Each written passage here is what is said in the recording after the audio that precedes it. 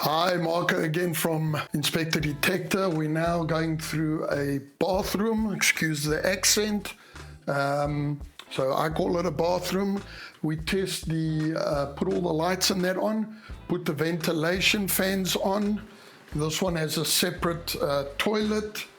So put the ventilation fans on, make sure they run. I normally keep them running on all the time, but for this video, I'm going to turn them off to take the background noise away. So usually I keep that running. The first thing you do when you come into a bathroom is turn all the water on, because you want the water to run through all the drainage pipes, especially so that you can see if there's any leaks. You might be doing infrared pictures. I recommend you do hot water running only. You can thereby see the definition of the drainage pipes better. When you do a picture of the water pipes underneath here with your infrared camera, it does help if you've got a flashlight that you shine on it. With the shining of the flashlight and the infrared, it gives you a better definition on the picture. So that's the same with your electrical panel or anything. Try and put a spotlight onto it and you will notice the differential in the quality. Now I keep everything running. You have to pop up the stoppers so that they close. They must be easy, not too hard to pull up. Always feel the faucet, that it's not loose. So while you open it, just feel the faucet around. The same with the bath. Open the faucet, make sure it's tight. These must be tight as well. You will sometimes have a bit of a movement, but as long as it's not totally loose, that's what you're looking for.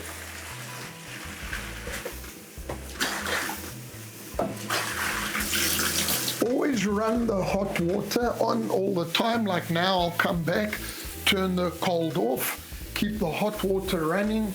The reason is you want to have the hot water on the left-hand side. Usually if the water's on the left-hand side, it indicates that the plumber has done the plumbing correct. So just run your finger through if it's left. If the water is hot on the right side, there is a possibility that the toilet will have hot water supply into the tank. So what you need to do, because you're running the hot water all the time, I'm not going to keep it running now. With it running all the time, all the pipelines will get hot water. Flush the toilet 4 to 5 times while the water's running, and you will be able to feel on that small incoming pipe into the tank that it will start getting hot. Then you will know there's hot water. Otherwise, use an infrared camera that'll show it. Just beware in summer, due to the house having the air conditioning on, when you look at the tank, it will show the water is warmer, and that's due to the fact the water is warmer than the interior of the house. So it will give that visual indication that it looks like the water's warmer, which it is, but it's not hot. So please do the touch more than the infrared. If it's winter and you got the furnace going, you will notice the tank, the water will be blue with the differential it measures. Okay, so once you're running your water, it will be continually running. Do yourself a favor, bend down, feel the traps, look at the connectors that there's no leaking. Look especially on the base of the unit that there's no staining or water damage. Again, I write up a limitation. If it's clear, you just put no leaks were detected at the time of the inspection. However, over the next 3 months, please investigate to make sure there is no leaks. That way you are protected. If you're not able to see anything, like there's now quite a bit of items in these because it's a primary bathroom, right there that your view was obscured due to items stored in the cabinet.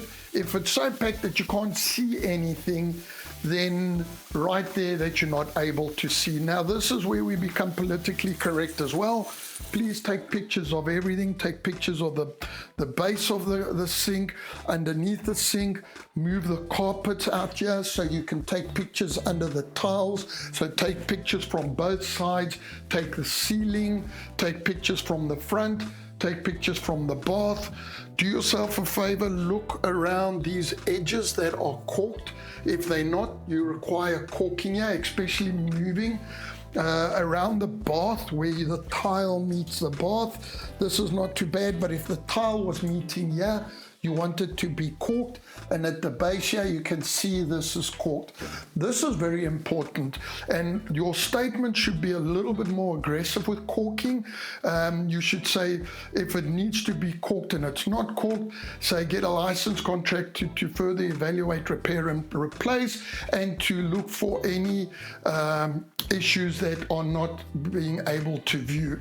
That's basically that. If they want to, I've had it before where the client a year later wanted to take the flooring out and they realized the flooring was damaged.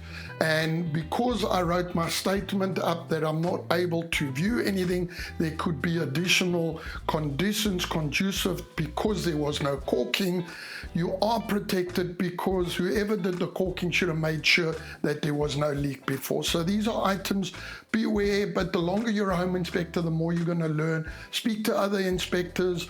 They're more than willing to help you out with information and statements, but most of your software will come out with different statements. Also look on the inside of the shower that there is caulking done, and on the exterior. Also make sure you have a deflector in, like on this shower. A lot of times they don't. The problem is the door can swing through and hit the faucet on the interior and shatter the door. When you test the shower, make sure you open the water and then take the top where the rose is and the spout coming out of the wall, just move it slightly to make sure that it is tight and not loose, because if it's loose it can cause a leak in there. Make sure you test all the drawers, that they do come out nicely and they track well. Then the big one that a lot of guys fall into is the toilet. Take a picture when you flush it that you can see the well. You take a picture of that.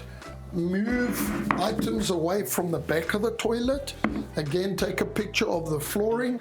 Take a picture on the left and the right side underneath the toilet. When you flushed it now, lift up the lid. Take a picture of the inside of the tank. Make sure it's clear and you can see everything. Look that there are no cracks, especially where the bolts are. And this way you can also feel if it's slightly loose. Now just have a look. There could sometimes be a little bit of play in the tank, but it mustn't be moving, because then it could crack in time. Another thing that a lot of people don't realize, the back of the toilet, so your pan here, usually they caulk it all the way around on all new builds. The back of the toilet here must not be caulked. There should be a gap. The reason being, especially being upstairs, if the seal is damaged and water's leaking out, that should have a gap for the water to get out to indicate there's a leaking seal. If they caulk all the way around the base of the pan, that water will stay in there. It'll suck into the flooring, it'll go underneath and all the floor joists, and before you know it, you have a huge moisture problem over here. The other thing is, test the toilet is tight. I normally stand over the toilet, obviously make sure it's clean and not dirty. Put both legs on both sides and just give it a slight wiggle like that. Don't push too hard, don't push too little, just give it a wiggle.